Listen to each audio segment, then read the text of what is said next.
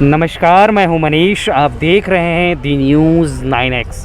दी news 9X की team अभी चुनावी सफ़र में है। सामने महात्मा गांधी जी की एक स्टैचू है। यूं कहें तो महात्मा गांधी जी खुद लगते हैं यहाँ पर हैं। गांधी जी के 7 वचन हैं: काम के बिना धन, अंतरात्मा के बिना सुख, मानवता के बिना विज्ञान, चरित्र के बिना ज्ञान, सिद्धांत के बिना राजनीति, नैतिकता के बिना व्यापार, त्याग के बिना पूजा। मैं जहाँ खड़ा हूँ मैं आपको बता दूँ, ये पूर्णिया और कटिहार के बॉर्डर पर है। मैं अभी रानी पत्रा में खड़ा हूँ। यहाँ के विषय में मैं बता दूँ कि मैं जिस स्थल पर खड़ा हूँ, यहाँ से महात्मा गांधी जी ने अंग्रेज़ों के विरुद्ध आह्वान किया था, जिसके बाद यहाँ पर एक सर्वोदय आश्रम भी है। सर्वोदय आश्रम क्या है, इसके विषय में हम आपको विस्तार से बताते हैं। सर्वोदय आश्रम, जिसमें सूत काटने का बड़ा व्यापार होता था, जिसे आज हम लोग नए नए रूप में जानते हैं। मेक इन इंडिया के बारे में सरकार जिस तरह से बोलती है, ये महात्मा गांधी जी का भी सपना था। प्रमाण के लिए मैं बता दूं आप लोगों को कि उस वक्त सूत से गमछा बनाया जाता था। हमारे साथ कई सारे लोग हैं, इनसे भी बात करेंगे सर्वोदय आश्रम को लेकर के।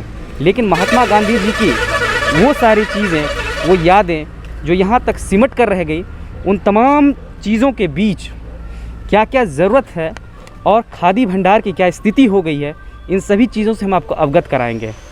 फ़िलहाल हम लोग मिलते हैं। क्या नाम है सर आपका?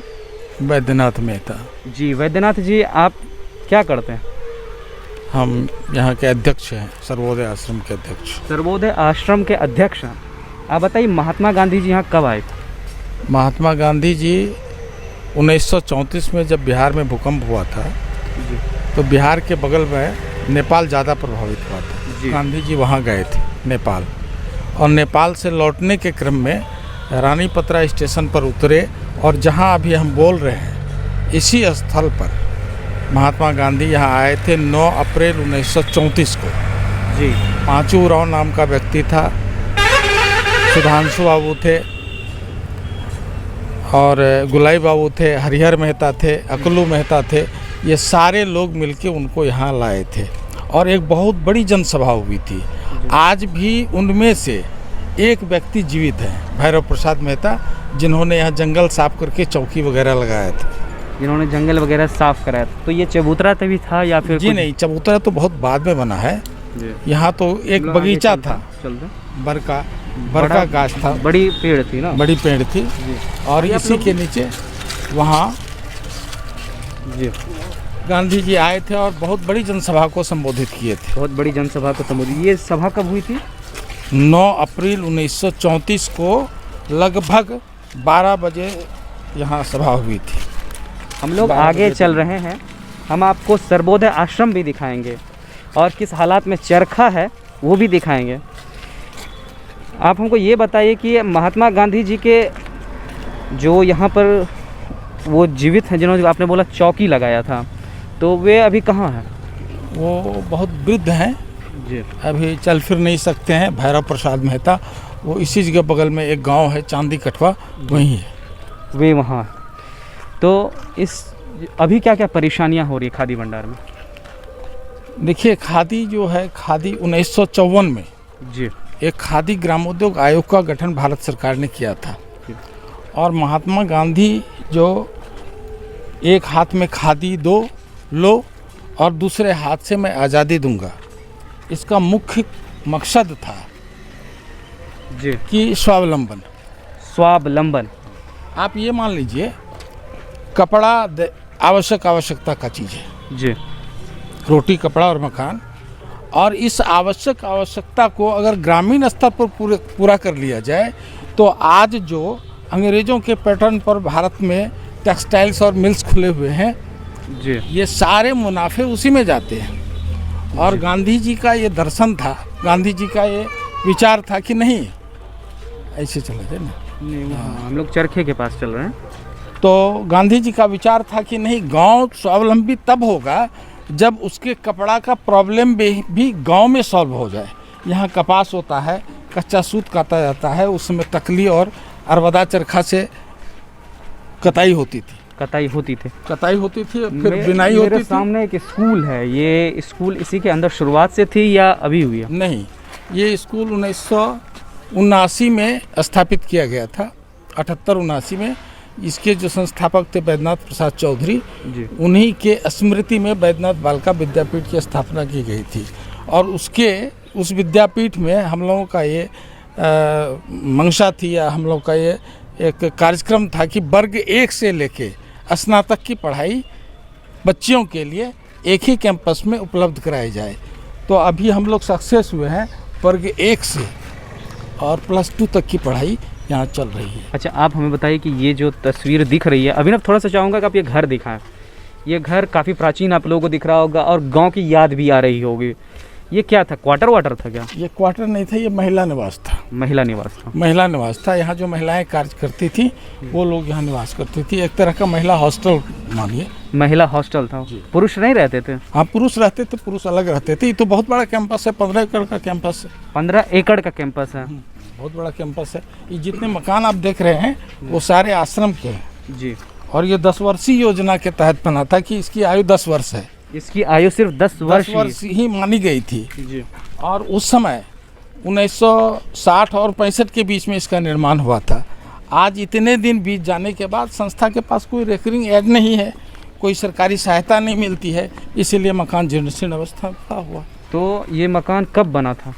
ये 1960 और 65 के बीच में बना था, यानी कि आज़ादी के बाद बना था। आज़ादी के बाद। इस संस्था का स्थापना जी। इसकी स्थापना 12 जून 1952 को हुई थी जी। और इसका रजिस्ट्रेशन जो हुआ था 1955-56 में हुआ था। 1955 और 56 में हुआ। 1955-56 जो वित्तीय वर्ष होता है उसमें हुआ था। हम लोग अब अंदर जा रहे हैं। अंदर जाने के क्रम में मैं आपको चरखा दिखाऊंगा कि किस अवस्था में है और गांधी जी का जो सपना था स्वावलंबी भारत, वो किस अवस्था में आ गया है और सरकार कहाँ तक इसको सफल बनाने में हुई, ये भी हम आपको बताएंगे। मैं आपको बताना चाहता हूँ, मैं और अभिनव को कहूँगा कि अभिनव थोड़ा सा पीछे अपने कैमरा को कीजिए और सर्वोदय आश्रम दिखाइए। ये जो वास्तविक ढांचा है, ये उस समय की ढांचा है जो कि बता रहा है कि कभी ये इमारत कितनी बुलंद होगी और कितने प्रखर रूप से होगी। मैं जिस तस्वीर की बात कर रहा हूँ वो सामने चरखा लगा हुआ है। ये चरखा बिहार और भारत सरकार पर सवाल भी खड़े करती है कि आखिर क्या हुआ जो बापू का सपना पूरा नहीं हो सका। इसी बीच सभी लोगों से हम बात करेंगे और पूरी कहानी जानने का प्रयास करेंगे कि आखिर खादी ग्राम उद्योग इस अवस्था जर्जर अवस्था में क्यों पहुंच गया। तस्वीर में जो आप देख रहे हैं यह कुछ और नहीं बल्कि चरखा है। ये कब का मॉडल है सर? ये अंबर चरखा है। ये पुराना मॉडल है। अब तो यहाँ त्रिपाली मॉडल की चरखा चल रहा है, लेकिन ये बहुत पुराना मॉडल है, अंबर चरखा है। ये 1973 के आसपास का है। 72-73 के आसपास ये चरखा लाया गया। यहाँ कितने दिनों तक काम चल रहा था? ये हाल के वर्षों तक यहाँ काम चल रहा था, कताई बुनाई चल रही थी। तो फिर स्थिति खराब कैसे होने लगी? स्थिति खराब होने के कई कारण हैं जी। 3 प्रमुख कारण तो ये है कि आयोग के द्वारा जो टेप मिलता है, अब डायरेक्ट आयोग से आपको खरीदना पड़ता है, पहले ऐसा नहीं होता था। और वो टेप आयोग अपने सुविधा के अनुसार देती है संस्था। टेप क्या होता है? टेप जिससे सूत निकाला जाता है, रुई का टेप होता है जी। और उस टेप से ही इस सूत की कताई होती है। यहाँ टेप यूनिट भी है, पूर्णिया में टेप यूनिट है।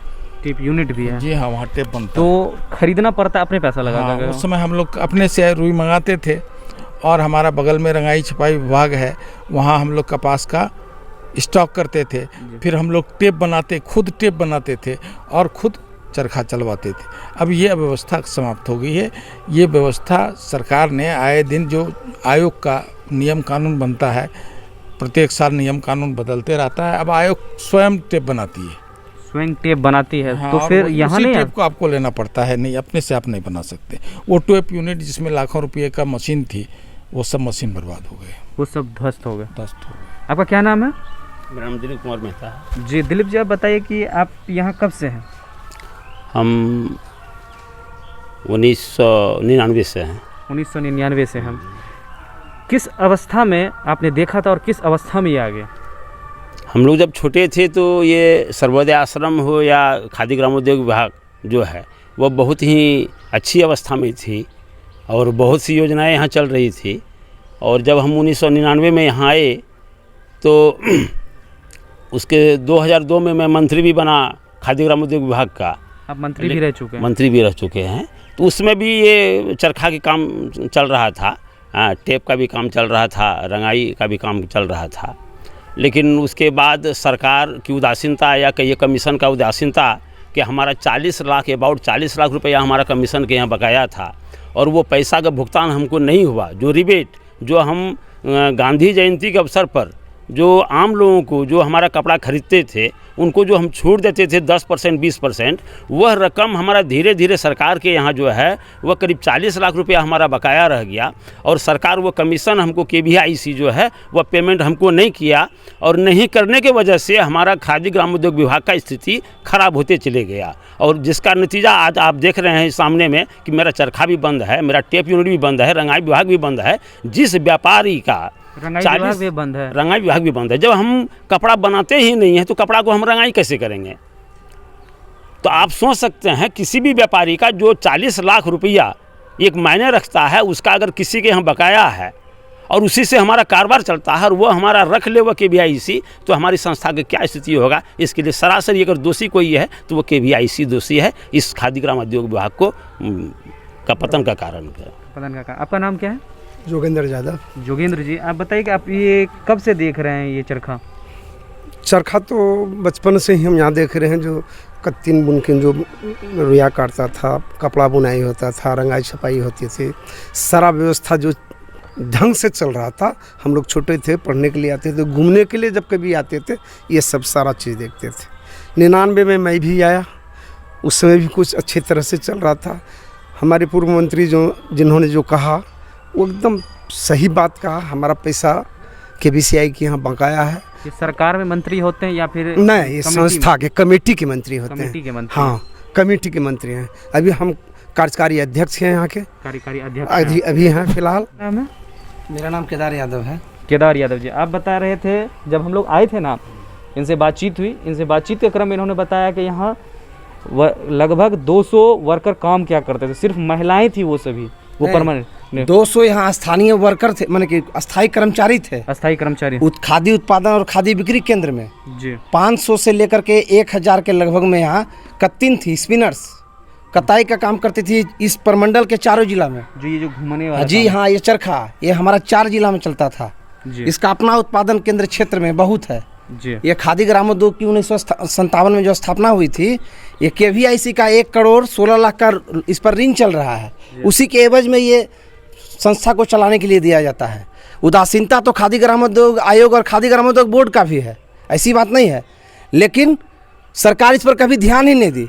अगर मानते हैं यहाँ कोई पैरेलल कमेटी है, स्थानीय प्रशासन है, जिला प्रशासन है, बिहार सरकार का प्रशासन है, हम लोग खादी ग्रामोद्योग विभाग से कई बार कोशिश किए कि इसको आप बैठ कर इस मामला को सुलझाइए, लेकिन आज तक नहीं हुआ। 2010 में त्रिपुरारी मॉडल चरखा बना था। त्रिपुरारी बाबू ग्रामीण मंडल के बहुत पुराने थे, सम्मानित व्यक्ति थे, जिन्होंने त्रिपुरारी मॉडल चरखा बनाया था। वो बनाते थे चरखे को ही वहाँ बनता है, अभी भी बनता है।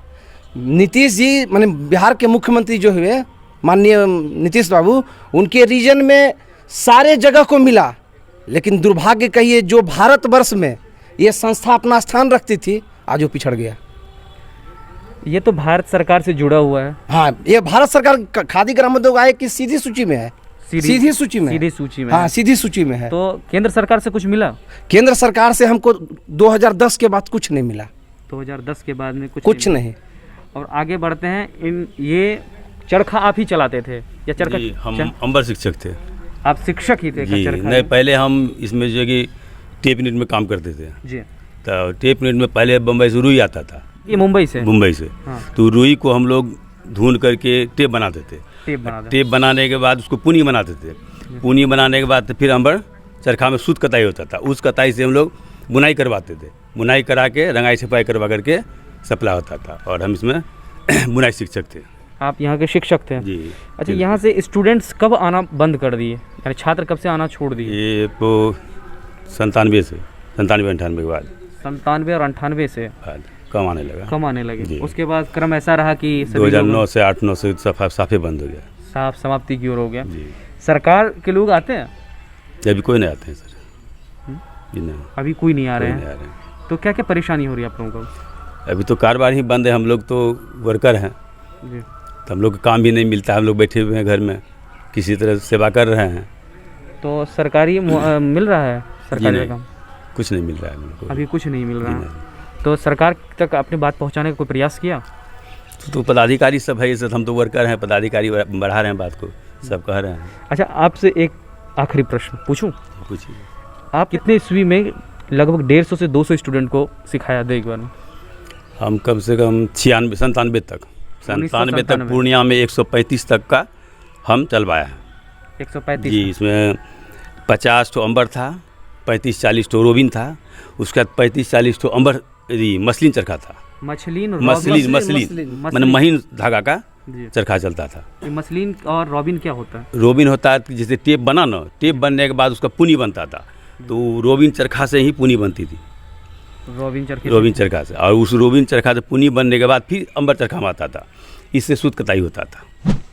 अंत में आ चुका हूं और सभी लोगों को पीछे छोड़ चुका हूं जो कि वीडियो में छूट गए हैं। मैं बता दूं कि मैं अभी एक चरखे के सामने खड़ा हूं जिसकी रिपोर्टिंग दिखाई यहाँ पर क्या क्या चल रहा था। यहाँ पर साबुन से लेकर तेल जैसे सूत काटने जैसे कई चीज़ें चल रही थी, लेकिन ये सवाल खड़े करती है सिस्टम से, ये सवाल खड़ी करती है सरकार से। ये जो चरखा देख रहे हैं ये हमारी संस्कृति है, ये हमारी धरोहर है। इसको लेकर पूरे भारत में राजनीति भी होती है और जन जन के नेता भी लोकप्रिय होना चाहते हैं। मैं बात कर रहा हूँ आप सभी लोगों को इस चरखे के विषय में और इस खादी ग्रामोद्योग के, जो मैंने आपको पूरा वीडियो दिखाया। अंत में हमारी सभ्यता और धरोहर किस अवस्था में पहुंच गई है इसे ज़रूर देखिए। बहरहाल आपको हमारा ये वीडियो कैसा लगा आप अपनी राय हमारे कमेंट बॉक्स में दें। अगर आप हमारा ये वीडियो फेसबुक पे देख रहे हैं तो फेसबुक पेज लाइक करें। अगर आप हमारा ये वीडियो यूट्यूब पर देख रहे हैं तो यूट्यूब चैनल सब्सक्राइब करना भूलें। साथ ही साथ आपको हमारा ये वीडियो कैसा लगा आप अपनी राय हमारे कमेंट बॉक्स में ज़रूर दें। शुक्रिया।